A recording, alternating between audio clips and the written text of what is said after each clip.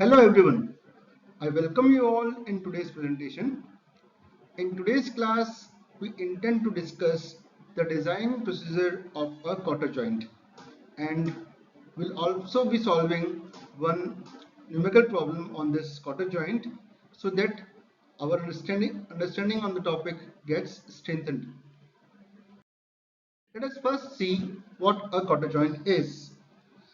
It is used to join two coaxial rods that are subjected to either axial tensile forces or axial compressive forces. It is also used to connect a rod on one side with some other machine part like a cross head or a base plate on other side. But it cannot be used for connecting shafts that rotates and transmit torque. So in nutshell, we can say that this is a joint that is used to connect two stationary rods. This is a isometric view of the quarter joint. It comprises of three parts. One is called as spigot, this is called as socket, and this is quarter, which is tapered on one side. So this rod spigot gets inserted into this socket, and then this quarter is being inserted into the slot, which is on the socket as well as spigot. This is another view, which is assembled view of a spigot and socket quarter joint. Now let us come to the applications of a quarter joint. This is a joint between piston rod and crosshead of piston steam engine, a joint between slide piston and fork of the valve mechanism, a joint which fixes the foundation bolt in the ground. All are some sort of quarter joint. Advantages of quarter joint. Though as the construction of this quarter joint is very simple, so to assemble and to disassemble this quarter joint is very quick and simple. Secondly, we have seen that the quarter is having a taper on one side, so that provides a wedging action which develops a very high tightening force that prevents loosening of parts, that is spigot and socket. And the joint is very simple to design and manufacture. So in most of the cases where we are required to connect two rods and that are not having any rotary motion, this joint, quarter joint, is frequently used. Now let us come to the design part of quarter joint. This is again a socket, this is spigot and quarter. This is a full sectional elevation of an assembled spigot in socket quarter joint, and this is a non-assembled, non-section view of the spigot and socket quarter joint.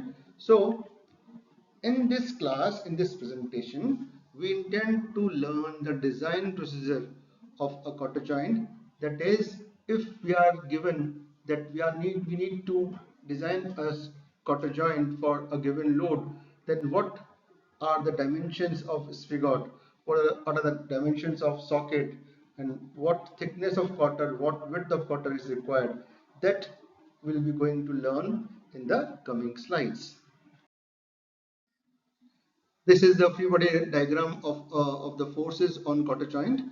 If P is the force which is being applied in the axial direction, then on the socket, then this P is balanced by two forces of P by 2 magnitude.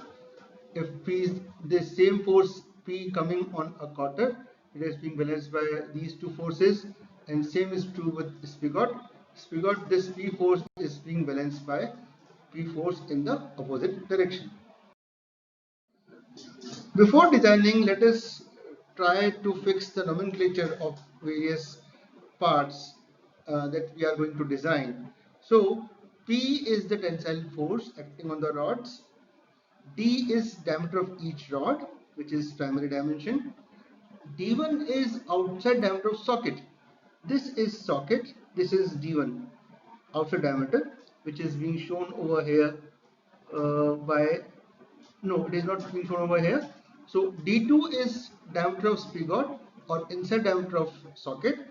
As we know that socket is a hollow part, so we can say D2 is the inside diameter of socket, or it is outside diameter of spigot, which is being shown over here.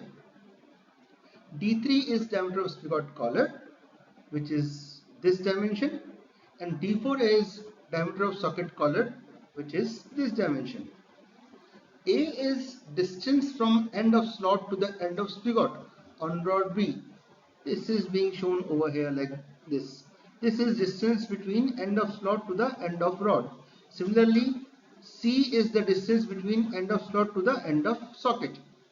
And B is mean width of cotter, T is thickness of cotter, and T1 is thickness of spigot collar, this is T1, and L is length of cotter, which is shown over here. So we should be very clear in our mind that what this D, D1, D2, D3, D4, A, B, C, T, T1, L denotes. Because until unless we are very clear about this, we will not be able to use the equations. Now, let's move on to the design part. What we'll do, we'll try to evaluate the effect of forces on various components to determine the stresses induced. So let us take components one by one. First of all, let us see what effect the load will be having on the rods.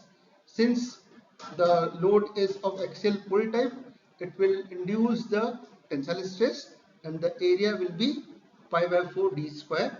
So tensile stress in the rod is given by sigma T is P upon pi by 4 into d square. If we know the value of force, if we know sigma T for the rod material, we will be able to find what diameter of rod will be sufficient to take up this load. Now, this P load will also induce tensile stresses in spigot and socket. Let us see first for spigot. Again, we need to find the area which is resisting this force. So area will be this unit area. The whole area is pi 4 d2 square, and this area, which slot area where material is not there, so this area needs to be subtracted from the total area, and this area is d2 into t. So the area which is resisting the force is pi 4 d2 square plus d2 into t. So sigma T is load over area. So this way we can evaluate the tensile stress induced in the spigot. Next comes shear failure of spigot. We know when this force exceeds a certain value, this spigot, the material over spigot over here, which will tend to slide. So we need to find the area which is resisting it. So this is area on one side and similar area on the other side. This diameter is d2, and this distance was a, or the distance from the end of slot to the end of spigot. So the area which is resisting this shearing of spigot end is 2a into d2. Shear stress is load over area, which is 2a into d2. Now let us find the crushing failure of spigot. It is likely that it may not slide over the entire surface.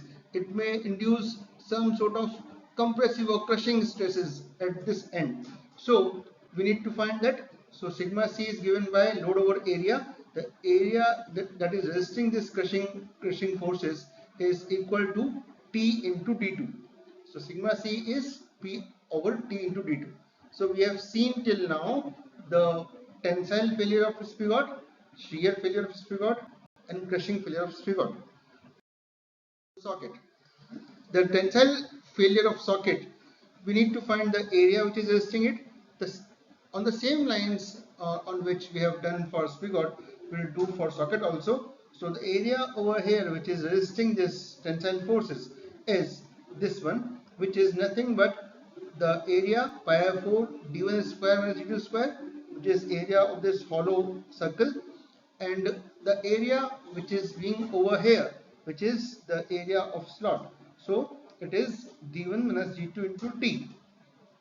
So using this formula, we can find what will be the stress for the tensile failure of socket. Let us move on to the shear failure of socket.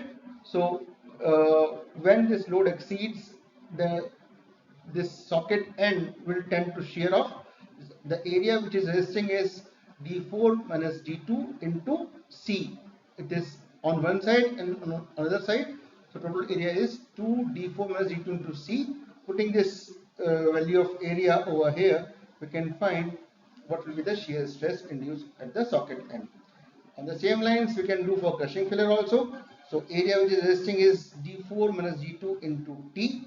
So crushing stress is load over area, which is d4 minus d2 into t. Then we'll design the cotter. In the previous slides, we have seen tensile shear and crushing failure of socket and tensile shear and crushing failure of spigot. Now let us move on to the cotter part. We know that cotter is likely to fail in shear, and it is double shear because it will be one portion will remain in the spigot and remaining portion will be in the socket. So the total area which is resisting is B into T and B into T. So it is twice B into T. Now it is likely that when the cotter is tight in spigot and socket, it is subject to shear stress. But when it becomes loose, it will not subject to shear stress, it will be subject to bending stresses. So, knowing the nature of the forces on the cotter, this is triangular distribution and this is uniformly distributed load. We can find from the stress equations of mechanics of solids the bending moment, and we know the bending equation is m by I is sigma by y. Putting the values of this, we can find sigma b by this equation, where tbq by 12 is area moment of inertia of cotter. What we usually do, because the cotter is being subjected to shear as well as bending, so we'll be able to find the width of cotter using both the considerations, that is shear considerations and bending considerations. So we find the mean width of cotter B from both the considerations, and the approach that gives the larger value will adopt that as the mean width of cotter. Now this is a very beautiful animation of to further understand the uh, areas. Let us try to see that. Here we are talking about the tensile failure of rod.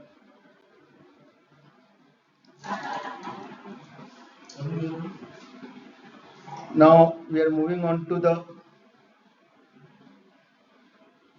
this is shear failure of cotter. The area is 2P into T.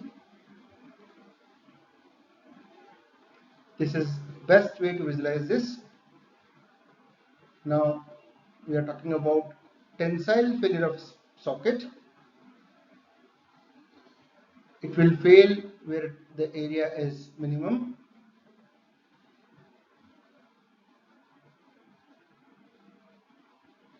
So it is, then we'll talk about the shear failure of socket.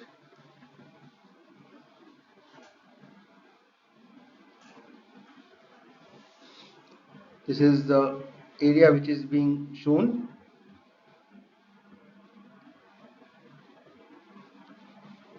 To d4 minus d2 into c. Then we'll talk about shear failure of spigot.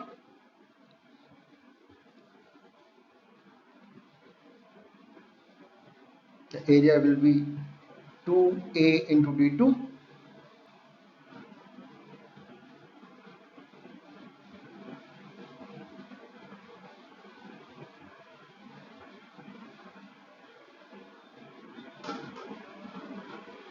Then tensile failure of spigot.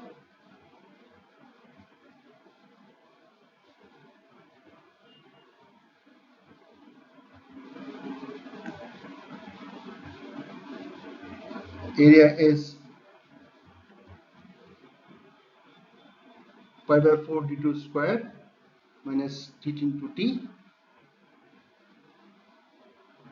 So this way we can find, we can visualize various areas. Now this slide presents the empirical values of various dimensions d1, d2, d3, d4, a, b, c, t and t1 in terms of d. Usually we use these values and find the stresses induced in spigot, socket and cotter, and we'll see that these stresses should be below the allowable stresses. So either we can use the formula and find the dimensions, or alternatively we can also use these dimensions and find the stresses induced. List out the design procedure of a cotter joint, step-by-step procedure which needs to be followed. So first of all, we'll aim to find the diameter of each rod using the formula. Stress is rho upon area, or D is given by 4P upon pi sigma T whole ka root. We may be given P or we may be given D. If D is given, we can find what load it is capable of, and if P is given, we can find what diameter of rod will be required to carry the given load. So first of all, we will find this diameter. In the second step, we'll calculate the thickness of cotter by empirical relation, which is 0.31 times D. Since we have already found the D, so we can find the thickness of cotter. In the next step, we'll calculate the diameter of spigot. We already know the formula for the tensile stress in the spigot. This is the same formula in terms of P. So P is area, which is resisting, and sigma T. In this equation, the only unknown left is D2. Since we know T, we know P already, and sigma T is the tensile stress for the spigot material. So using this formula, you can find what will be the required diameter of spigot. In the next step, we'll find the tensile stress in the socket. So the formula is given over here. This is the same formula that we have seen in the previous slides. So in this equation, we already know D2 and T. So we can find what will be the outside diameter D1 of the socket. So by this time, we have already found what is diameter of rod, what is diameter of spigot, and what is outside diameter of socket and thickness of cotter. Now for D3 and D4, we'll use the empirical relations, and further we'll check for the stresses induced in it. So D3 is taken as 1.5 times D and D4 is taken as 2.4 times D. So we'll straightforward find these D3 and D4 from these two empirical relations. In the next step, we'll calculate A and C again by empirical relations. So A equals to C is assumed as 0.75 times D. So since we have assumed a lot of dimensions over here, so we need to verify, we need to cross check whether the values that we have assumed they are safe or not. So we'll do that in the next steps. Before that, one important dimension, which is width of cotter, mean width of cotter B, needs to be calculated. So as mentioned earlier, we'll find this by shearing considerations as well as bending considerations. If uh, B from this equation is coming out to be more than B from this equation, we'll assume the value from the value of B, which is obtained from the shear considerations. So whichever considerations gives larger value of B, we'll take that. Now we need to check the values of A, C, D3, D4 that we have assumed by checking for the stress induced. So first of all, we will check the crushing and shear stress in the spigot end using these formulas. If the stresses comes out to be within the permissible limits, less than the allowable stress, the values that we have assumed for A and D2, or calculated the value of D2, that are safe. On the similar lines, we will check for crushing and shear stress in the socket end using these equations. This will verify that the D4 value that we have chosen from the empirical relations, it is safe. In the last, we will find the thickness of spigot collar by again using the empirical relation. Now, to strengthen our understanding of whatever we have covered in the previous slides, let us try to solve one numerical on the design of quarter joint. So in this question, we are required to design a joint for a pull of 30 kilonewtons, and the maximum permissible stresses are 55 megapascal in tension, 40 megapascal in shear, and 110 megapascal in crushing. So we'll go by the design procedure that we have learned in the previous slides and try to find out the dimensions of spigot, socket and cotter. Let us quickly revise the various nomenclature of spigot, socket, cotter joint. D, D1, D2, D3, D4, A, B, C, T and T1 all have been listed in this slide. First of all, we'll try to find the diameter of rod using this equation. So P is given to us as 30 kilonewton, and sigma T is also given to us for the rod material. So we'll find the diameter of rod, which is D. It is coming out to be 26.35 millimeter. Let us raise it to next high number, that is 27 millimeters. In the second step, we have decided to fix the dimensions of thickness of cotter, so which is 0.31 times D. So as D is 27, so T will come out to be 8.37 or 9 mm. Find diameter of spigot, that is D2, using this equation. In this equation, the only unknown is D2, since we already know T, P and sigma T. So using this equation, the diameter of spigot D2 comes out to be 32 millimeters. Now we are in a position to find the diameter of socket, considering it under tensile failure. So using this equation, since only one unknown is there, that is D1, we can find D1 from this equation, putting the values of P, D2 and T and sigma T. And we'll find diameter of spigot and socket collar, that is D3 and D4, using the empirical relations. So they are coming out to be 41 and 65 millimeters. But mind you, we need to verify this empirical dimensions by checking the spigot and socket in under crushing, under shear and under tensile failure. Now on the same lines, we'll find the dimension A and C also from the empirical relations, that is equal to 0.75 times D. So A and C is coming out to be 21 mm. Needless to say, we need to verify this dimension also. The important dimension which is left is mean width of cotter. So we'll find this by shearing considerations as well as bending considerations. So in this case, the B is coming out to be 42 mm from the bending considerations, and uh, it is from shear considerations it is coming out to be 42 mm, and from bending considerations it is coming out to be 50 mm. So taking larger of the two values, we'll assume our mean width of cotter B as 50 mm.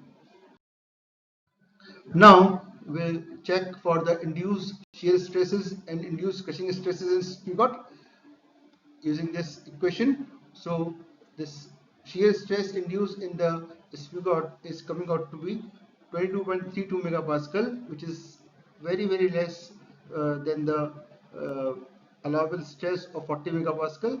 Hence we can assume that the dimension A which we have chosen, or the D2 which we have calculated, is safe.